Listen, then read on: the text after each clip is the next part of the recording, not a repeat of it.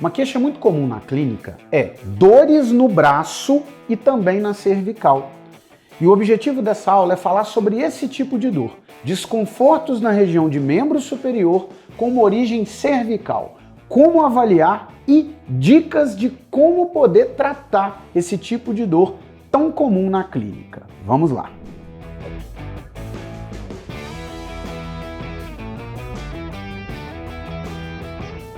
Meu nome é Léo Sete, sou fisioterapeuta osteopata, doutorando em reabilitação e desempenho funcional.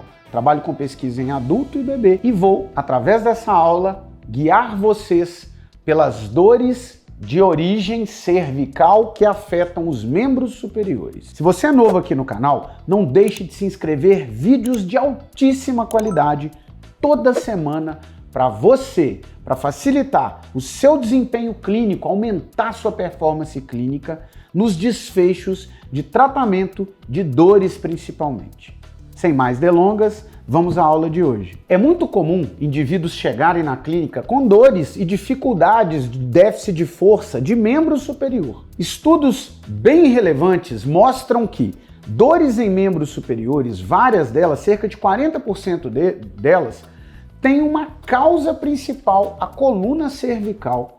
Por que disso? Porque a inervação de membro superior e da escápula vem da região cervical. Alterações na cervical podem gerar dores em membros superiores. Como que a gente faz para ver se tem essa relação? A primeira coisa é que se o indivíduo tem a dor no membro superior, mas também tem uma dor cervical, de origem aguda ou mesmo crônica, a cervical passa a ser o primeiro ponto de investigação. Essas dores podem ser de origem referida, que é uma dor mais difusa, com um componente nociceptivo mais predominante, mas podem também ser uma dor neuropática, aquela dor que segue um caminho muito bem definido. Por exemplo, uma tensão com compressão do plexo braquial, uma síndrome do túnel do carpo, onde eu posso inclusive usar testes adicionais, como o Fallen invertido, testes de Ross e vários outros testes. O que eu costumo fazer na clínica é um cluster, usando, eu pego a avaliação, a queixa, o tipo de dor que o paciente me traz e relaciono com testes clínicos que vão me dar um cluster de informação para eu definir um diagnóstico melhor de qual dor que é. Se é dor neuropática, se é dor nociceptiva, se é dor referida, irradiada, com um componente maior neuropático ou nociceptivo. E isso vai me guiar através dessa definição, isso vai me guiar pelo tratamento do indivíduo. Um teste que eu costumo usar muito na clínica, que é muito interessante, é colocar o plexo braquial em tensão. Que eu faço assim, eu peço para o paciente esticar os braços, cotovelo esticado e a mão em extensão. E eu peço uma inclinação para um lado e uma inclinação para o outro. Testo primeiro o lado normal, então vamos supor que esse lado aqui ele não sinta nada, o lado esquerdo. Quando ele faz a inclinação direita, ele vai sentir uma leve tensão. Porém, se eu testo primeiro o lado que ele não sente nada e testo o lado contralateral, o lado do sintoma. Se eu coloco a inclinação cervical aqui, eu lembro que o teste é feito com as duas mãos, tá, gente? Quando eu faço a inclinação para o lado esquerdo, eu testo a tensão do plexo braquial do lado direito.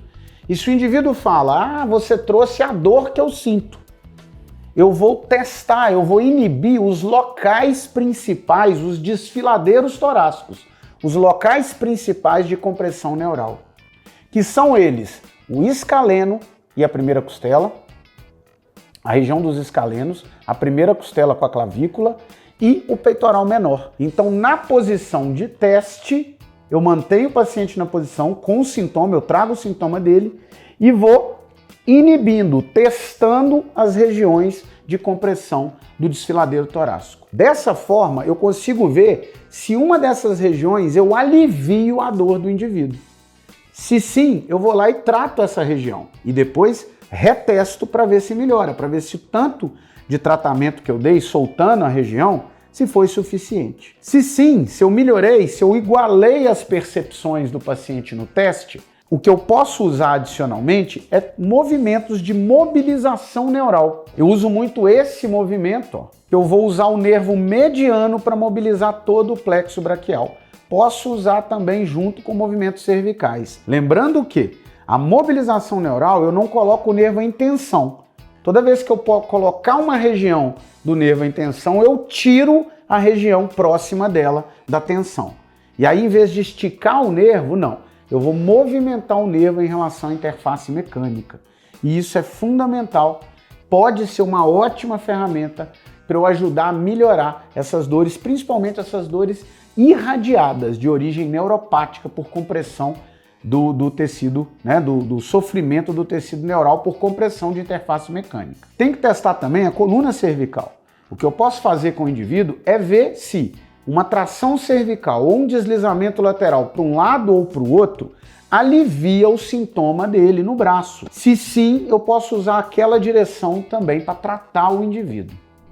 Testes de miótomo podem determinar uma raiz nervosa cervical. O miótomo eu vou testar sempre a capacidade do indivíduo de sustentar uma contração muscular, de 5 segundos pelo menos. Eu vou comparar com o lado que ele não sente sintoma. E aí eu vou testando os níveis medulares cervicais para ver se ele tem alguma compressão de raiz nervosa. Posso também testar os reflexos tendíneos. Eu uso muito o bíceps e o tríceps. Você vai testar com um martelinho e também os testes de reflexo eu vou também relacionar com os níveis de raiz nervosa. Então a dor neuropática eu consigo muito diagnosticar e definir muito bem, e isso é importante para um tratamento. Então a dor neuropática cervical, com componente maior neuropático, ela vai seguir um trajeto muito bem definido, ela vai responder a testes de tensão neural, trazendo a dor do paciente à tona, e vai geralmente responder, quando eu tenho compressão de raiz nervosa, aos testes de miótomo e os testes de reflexo tendíneo. Várias regiões do corpo são inervados pela cervical. Então, por exemplo, o diafragma, os ligamentos viscerais próximos do diafragma são inervados pelo frênico, pelo vago. O frênico, principalmente, tem uma inervação na cervical média, que coincide com a inervação do plexo braquial. E isso pode gerar dores em membros superiores. Só que não é uma dor neuropática muito bem definida, é uma dor mais espalhada, que não vai responder a testes de tensão neural. Quando você coloca o nervo em tensão, o indivíduo não vai sentir a dor que ele te procurou na clínica. E aí eu vou buscar por um componente de dor referida, por um componente nociceptivo. E aí eu posso avaliar também a coluna, mas não mais na perspectiva neuropática, e sim nociceptiva. Em relação ao tratamento, eu vou poder associar muito mobilizações da coluna na direção que vai aliviando a dor do indivíduo e tratamento ao longo do nervo, do trajeto do nervo, pensando numa dor neuropática, tanto a nível do plexo braquial, né, dos desfiladeiros torácicos, escaleno, primeira costela e clavícula e peitoral menor, quanto a nível também do braço especificamente, os locais de compressão de cada nervo no braço. E a raiz nervosa na coluna, onde eu posso trabalhar com deslizamentos. E além disso, numa dor neuropática de membro superior, de origem cervical, eu vou usar, depois de tratar as interfaces mecânicas, a mobilização neural. Já a dor referida de membro superior de origem cervical, eu vou ter que tratar o tecido que acalma essa dor. Se for o diafragma, eu vou tratar o diafragma. Se for a própria cervical ali, tensões cervicais sem compressão do tecido neural, eu posso mobilizar a cervical também. Eu vou ter um ótimo alívio dessa dor de origem de membro superior, né, de origem cervical. Então o tratamento ele vai ser definido de acordo com a avaliação. Lembrando que preferências prévias do paciente são muito importantes para eu associar ali num tratamento e numa intervenção. Vários estudos de altíssima qualidade mostram que a terapia manual pode muito bem ser associada aos exercícios. E isso aumenta o ganho de tempo de melhora e de alívio de dor e ganho de movimento do indivíduo. Tá? Então posso usar terapia manual junto com exercício, lembrando que eu vou ter que respeitar a preferência individual de cada indivíduo. E o que eu crio com o indivíduo na avaliação é fundamental para o que eu vou usar para tratar esse indivíduo. Dessa forma, vocês vão poder ter um melhor desfecho no tratamento de dores de membro superior com origem cervical. Lembrando que educação em dor pode ser muito bem-vindo nesse processo também, tá? Associar a informação de qualidade para o nosso paciente. Vou ficando por aqui. Se você é novo no canal, não deixe de se inscrever. Toda semana, vídeos como esse, de altíssima qualidade. Um grande abraço e até a próxima.